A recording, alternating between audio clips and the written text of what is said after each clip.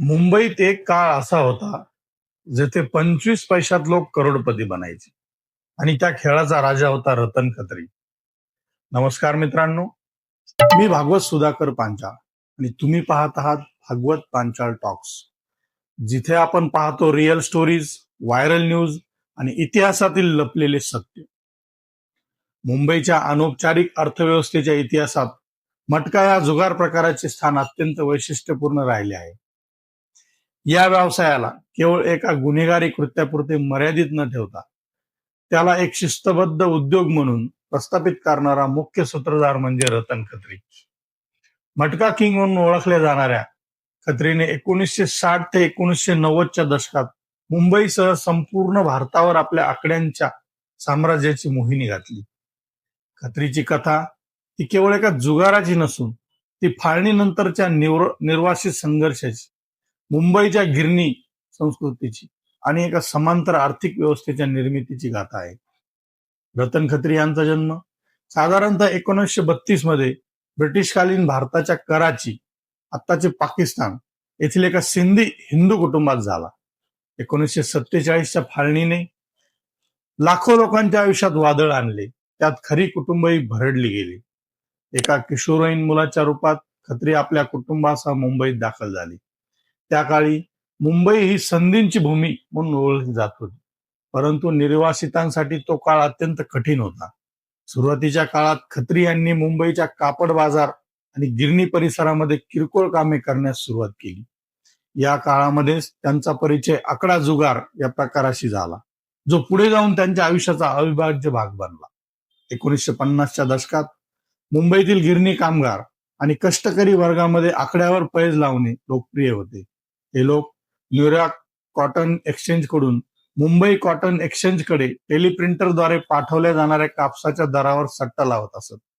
या प्रक्रियेत कल्याणजी भगत नावाचे कच्चे व्यापारी सक्रिय होते, ज्यांनी 1962 मध्ये वरळी मटका सुरू केला. खत्री यांनी सुरुवातीला भगत यांच्याकडे काम करण्यास सुरुवात केली, जिथे त्यांनी या व्यवसायातील बारकावे आणि मानवी मानसशास्त्राचा अभ्यास केला. 1961 मध्ये न्यूयॉर्क कॉटन एक्सचेंजने कापसाचे दर प्रसारित करणे थांबवले, ज्यामुळे पारंपरिक मटका व्यवसायासमोर मोठे संकट उभे राहिले. याच काळात खत्री यांनी एक अभिनव कल्पना मांडली. त्यांनी वास्तव जगातील दरावर अवलंबून न राहता पूर्णपणे काल्पनिक आकड्यावर आधारित जुगार सुरू करण्याचा सल्ला दिला. कल्याणजी भगत यांच्याशी असलेल्या वैचारिक मतभेदानंतर खत्री यांनी स्वतःची स्वतंत्र सिंडिकेट स्थापन करण्याचा निर्णय घेतला. 1964 मध्ये खत्री यांनी रतन मटका, ज्याला नंतर मेन मटका बाजार म्हटले गेले, सुरू केला. खत्री यांनी या खेळात पारदर्शकता आणण्यासाठी मातीच्या मडक्यातून चिठ्ठ्या काढण्याऐवजी पत्त्यांच्या कॅटचा वापर करण्यास सुरुवात केली. त्यांनी 1 ते 10 क्रमांकाचे पत्ते वापरून 3 कार्ड्स काढण्याची पद्धत रूढ केली. ही पद्धत अत्यंत साधी आणि सर्वसामान्यांना समजण्यासारखी होती, ज्यामुळे रतन मटका अल्पावधीतच लोकप्रिय झाला. खत्री यांचा मटका हा केवळ नशिबाचा खेळ नव्हता, तर तो गणितावर आधारित सुसंघटित व्यवसाय होता. दररोज रात्री 9 वाजता ओपन आणि मध्यरात्री 12 वाजता क्लोज असे 2 निकाल जाहीर केले जात असत. या प्रक्रियेत 3 पत्ते निवडले जायचे, त्यांच्या अंकांची बेरीज करून शेवटचा अंक हा निकाल मानला जायचा. उदाहरणार्थ, जर 2, 7 आणि 9 हे पत्ते निघाले तर त्यांची बेरीज 18 होते आणि शेवटचा अंक 8 हा विजय अंक घोषित केला जातो. खत्री यांनी परताव्याचे प्रमाण अत्यंत आकर्षक ठेवले होते. 25 पैशांच्या पैजेवर किमान 2.5 रुपये किंवा त्याहून अधिक परतावा मिळत असे. यामुळे गिरणी कामगार, डबेवाले आणि हातावर पोट असणाऱ्या लोकांसाठी हा खेळ गरिबांचा कॅसिनो बनला. रतन खत्री यांनी आपल्या बेकायदेशीर व्यवसायाला प्रामाणिकपणाची जोड दिली होती. हीच त्यांच्या यशाची गुरुकिल्ली होती. त्यांनी अनेकदा जाहीरपणे आणि लोकांच्या उपस्थितीत आकड्यांचे ड्रॉ काढले. अनेकदा ते टॅक्सी थांबवून रस्त्यावरील चालत्या बोलत्या माणसाला बोलावून त्यांच्या हस्ते पत्ते काढायला लावत असत. एकदा तर त्यांनी मुंबईच्या वार्ताहरांना स्वतः निमंत्रित करून त्यांच्यासमोर आकडा काढला होता, जेणेकरून कोणत्याही प्रकारचा संशय उरणार नाही. या पारदर्शकतेमुळे लोकांचा त्यांच्यावर इतका विश्वास होता की जर एखाद्याचा मटका लागला नाही तर तो खत्रींना दोष न देता आपल्या नशिबाला दोष देत असे. खत्री यांची ख्याती इतकी पसरली होती की त्यांचे नाव मटका या शब्दाशी समानार्थी बनले होते. त्यांच्या सिंडिकेटची उलाढाल 1970च्या दशकात दररोज 1 कोटी रुपयापर्यंत पोहोचली होती, जी त्या काळातील एक अवाढव्य रक्कम होती. मटका व्यवसायाने मुंबईत एक समांतर आर्थिक व्यवस्था निर्माण केली होती. हजारो बेरोजगार तरुणांना रायटर, बुकी म्हणून रोजगार मिळाला.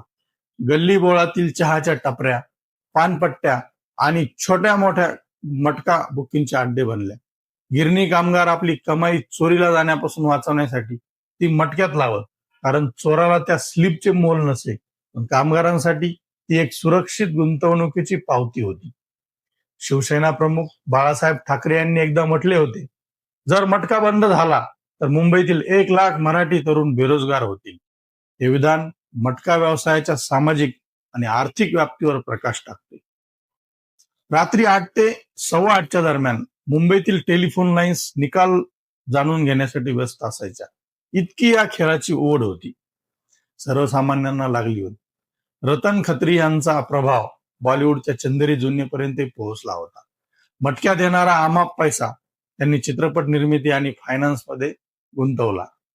खत्री यांनी ऋषी कपूर आणि परवीन बॉबी यांची मुख्य भूमिका असलेला रंगीला रतन हा चित्रपट प्रदर्शित केला.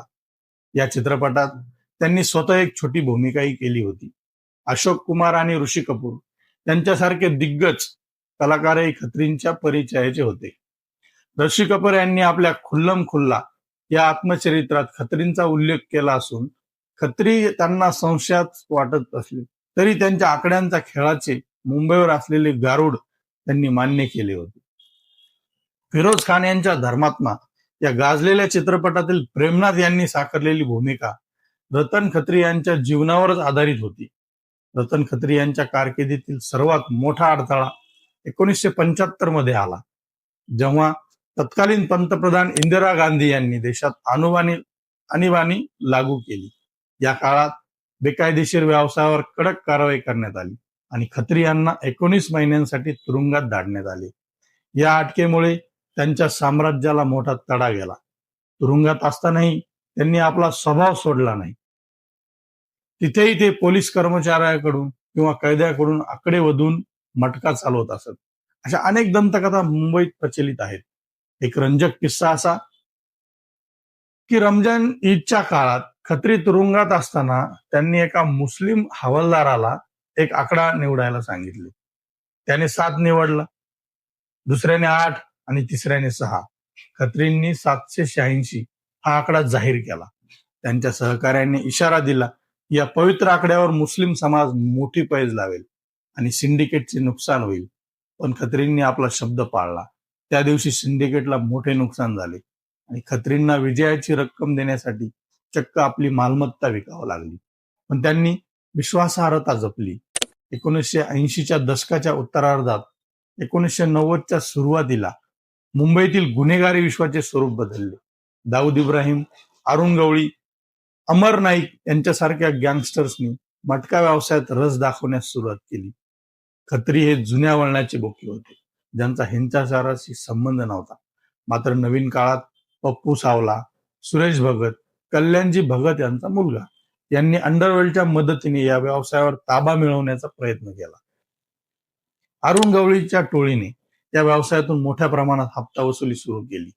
हिंसाचार आणि पोलीस चकमकी वाढल्यामुळे खत्री यांनी हळूहळू या व्यवसायातून स्वतःला बाजूला काढले. 1993 मध्ये एका कौटुंबिक सहलीच्या वेळी त्यांना नो फ्लाय लिस्टमध्ये टाकण्यात आले, ज्यामुळे ते व्यथित झाले आणि त्यांनी सक्रिय मटका व्यवसायातून निवृत्ती जाहीर केली. 1995 मध्ये पोलिसांनी त्यांच्या घरावर धाड टाकून त्यांना अटक केली. त्यानंतर त्यांनी व्यवसायाशी असलेला सर्व संबंध कायमचा तोडला. निवृत्तीनंतर रतन खत्री मुंबई सेंट्रल येथील नवजीवन सोसायटीत अत्यंत साधे जीवन जगत होते. ज्या माणसाने एकेकाळी दिवसाला करोडोंची उलाढाल केली होती, तो माणूस आपल्या उतारवयात महालक्ष्मी रेस कोर्सवर केवळ 100 रुपयांची पैज लावून समाधान मानत असे. पांढरा शुभ्र कुर्ता, पायजामा आणि डोक्याला बांधलेला रुमाल ही त्यांची ओळख शेवटपर्यंत कायम राहिली. 2001 मध्ये त्यांना अर्धांगवायूचा झटका आला, परंतु त्यांची बुद्धी आणि आकड्यांशी खेळण्याची क्षमता तल्लख होती. 9 मे 2020 रोजी वयाच्या 28व्या वर्षी हृदयविकाराच्या तीव्र झटक्याने त्यांचे निधन झाले. लॉकडाऊन असूनही त्यांच्या अंत्ययात्रेला अनेकांनी उपस्थिती लावली, कारण खत्रींनी अनेकांना संकटाच्या काळात आर्थिक मदत केली. रतन खत्री यांचे नाव आजही मुंबईच्या इतिहासात आदराने घेतले जाते. याचे मुख्य कारण म्हणजे त्यांनी जपलेली व्यावसायिक शिस्त. त्यांनी मटका या जुगाराला एका पारदर्शक यंत्रणेत बदलले, ज्यामुळे तो गिरणी कामगारापासून ते बॉलिवूड स्टार्स सर्वांच्या आकर्षणाचा केंद्रबिंदू बनला. त्यांच्या निधनाने मुंबईच्या एका कालखंडाचा अंत झाला.